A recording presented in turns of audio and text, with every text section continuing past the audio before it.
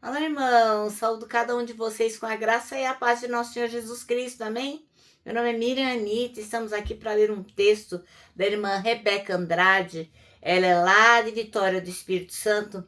E ela escreveu um texto maravilhoso que fala assim: que imagem você reflete?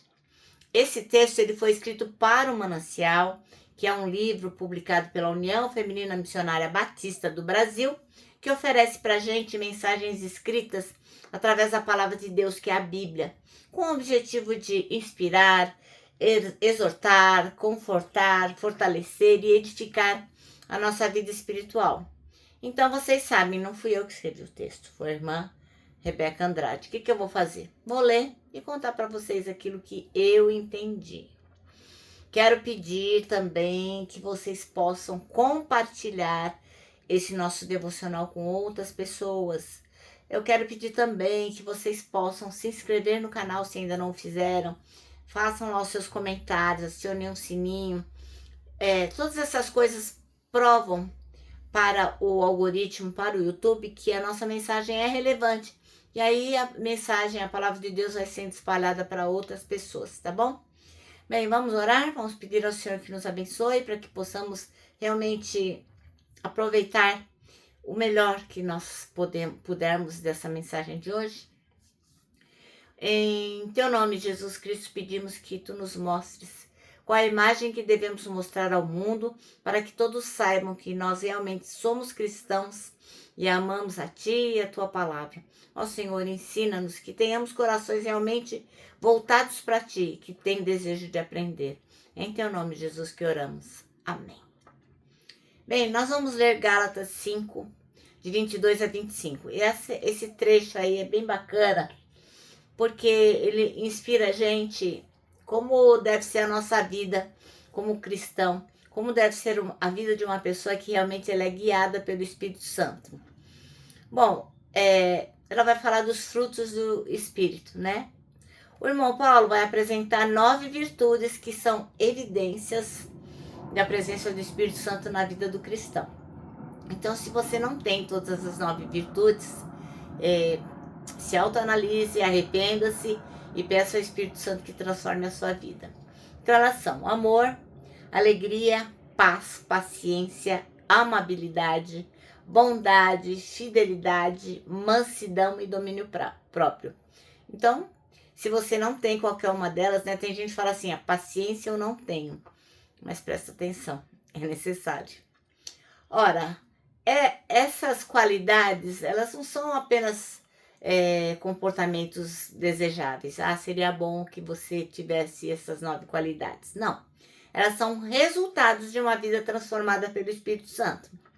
Porque antes desses versículos aí, o irmão Paulo, o apóstolo Paulo, ele faz uma lista lá de coisas, de virtude, de atitudes egoístas, destrutivas, que caracterizam uma vida sem Deus. Agora, o fruto do Espírito é justamente o antídoto para essas obras da carne, mostrando um caminho de liberdade e de santidade. Então, o que o irmão Paulo conclui, né? Que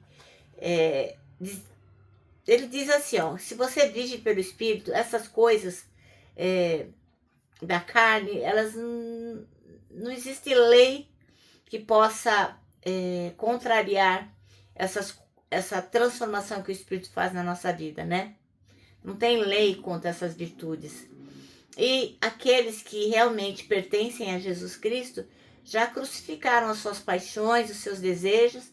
E o irmão Paulo ainda exorta a gente. Ele fala, ó, se a gente vive pelo Espírito, a gente também tem que andar pelo Espírito.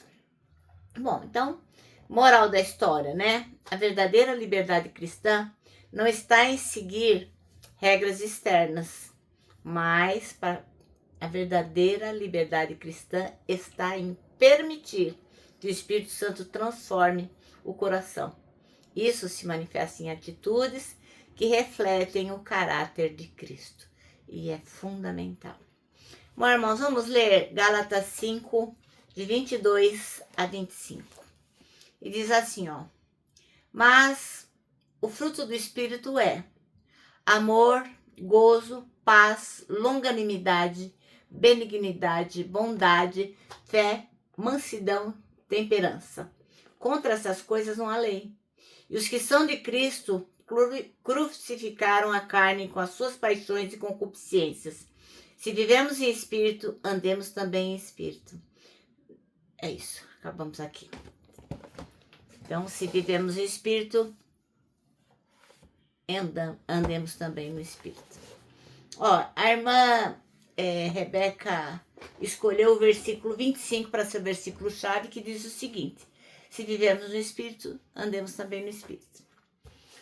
Ó, no princípio, Deus criou os céus e a terra.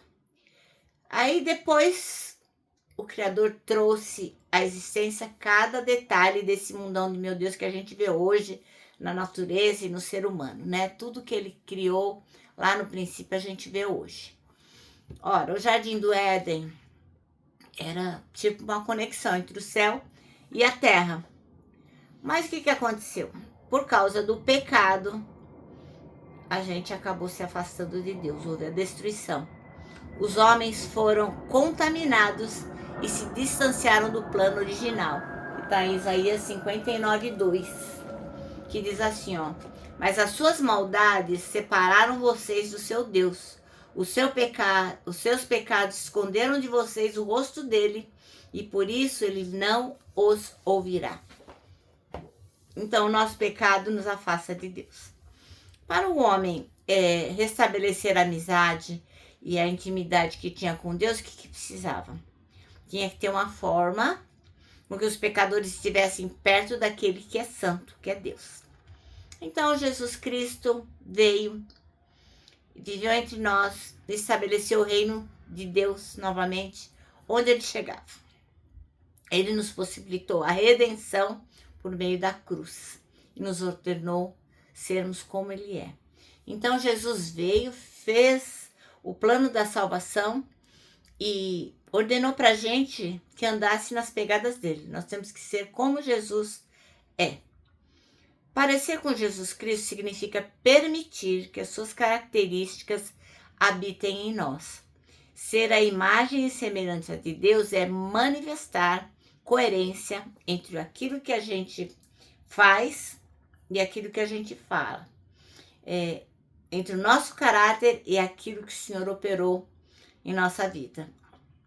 Jesus Cristo não nos amou para a gente trocar alguma coisa com ele, nada disso. Ele deu tudo pela gente. A gente precisa o quê?